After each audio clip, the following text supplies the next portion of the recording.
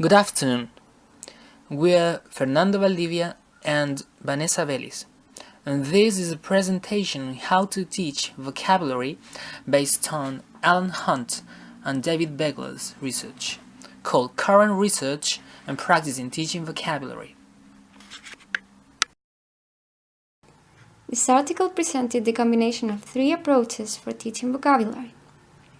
They should be used with a different emphasis, depending on the proficiency level of the learner and the learning situation. For this reason, the article describes 7 principles that we are going to explain next.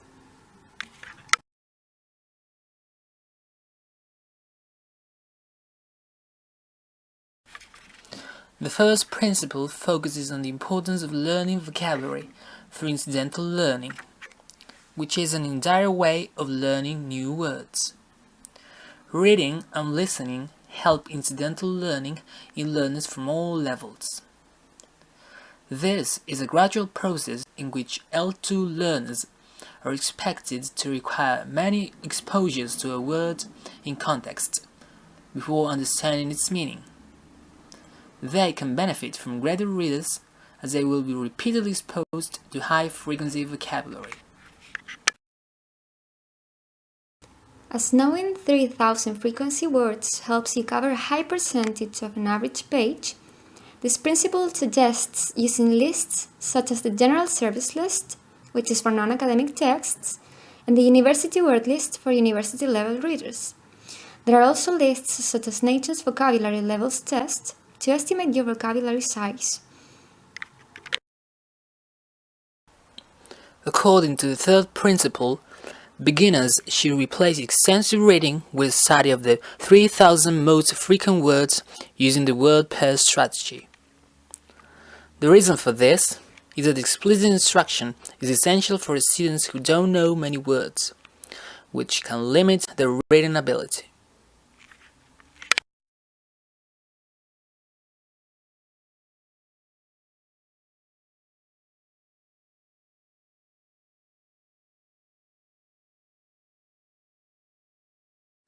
Another important point related to beginning learners is to discourage them from over-relying on translation by suggesting higher effort strategies like vocabulary lists or even better vocabulary cards. It is necessary that we keep in mind knowing a word means knowing more than just its translation. Students need to learn how to use it receptively and productively, while teachers should decide which words deserve deeper receptive or productive practice. There are exercises that can deepen students' knowledge of words, for example, sorting lists and semantic maps. The fifth principle is related to fluency, which can be built using activities that recycle already known words in familiar grammatical and organizational patterns. This way, students can concentrate on using these words correctly. This principle suggests a strategy that consists on guessing a word's meaning from context. To do this, learners need to know 19 out of every 20 words of a text, so they require knowledge of the 3,000 most common words that we mentioned before, which is why this strategy is better for advanced learners. Last but not least, is advised that the students learn how to use bilingual dictionaries, which results in vocabulary learning and works better for lower proficiency learners, and bilingualized dictionaries, which results in better comprehension of new words. Of course, teachers should emphasize the importance of checking the word's original context to determine which sense of the word is being used. We, as teachers, should take into consideration all these principles when teaching vocabulary. This is due to the fact that all students and learning situations are different and certain approaches may be suitable or not.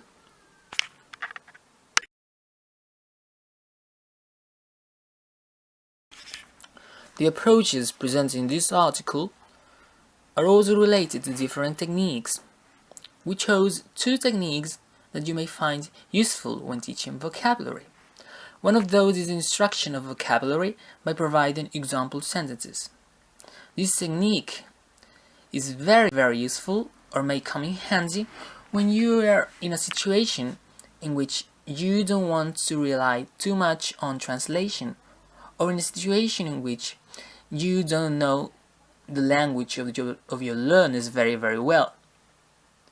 So let's analyze this example situation in which an English teacher is teaching English to Japanese learners, and he doesn't know anything about Japanese. So let's see how he deals with this situation. Well, now we are going to learn a new piece of vocabulary, a new word, and it's the word join. Who knows this word? Please raise your hand. 先生、すみませんが、その言葉を知らないから、英語から日本語へ翻訳をもらえませんか？お願いします。I'm sorry, but I can't understand what you just said. My Japanese is not very good, so could you please say that in English? 先生すみませんが、私の日本語がまだ上手じゃないですよ。だから、助けてください。I'm very sorry. Can someone help me out here? I can help you out, teacher. He just said that he didn't understand that word and that if you could give him a translation from English to Japanese, and that his English was not very good. So that's why he couldn't understand. Oh, I see. Well, but I'm sorry, but my Japanese is so bad that I can't give you a translation for that word, for the word join. But I can do this. I can give you example sentences so that you can understand the meaning of this word, this new word. So let's look at these example sentences and then tell me if you understood.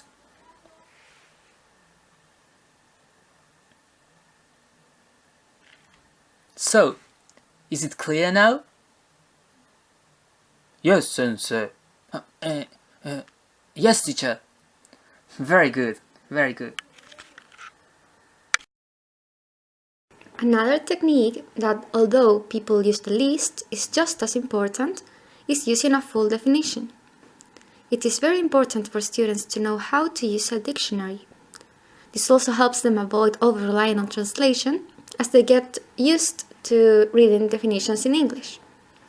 A good example of the use of this technique would be handing a text to your students and asking them to guess the meaning of the words highlighted, and then checking their meaning on the dictionary. In this case, we are using two techniques, guessing from context, but most importantly using a full definition.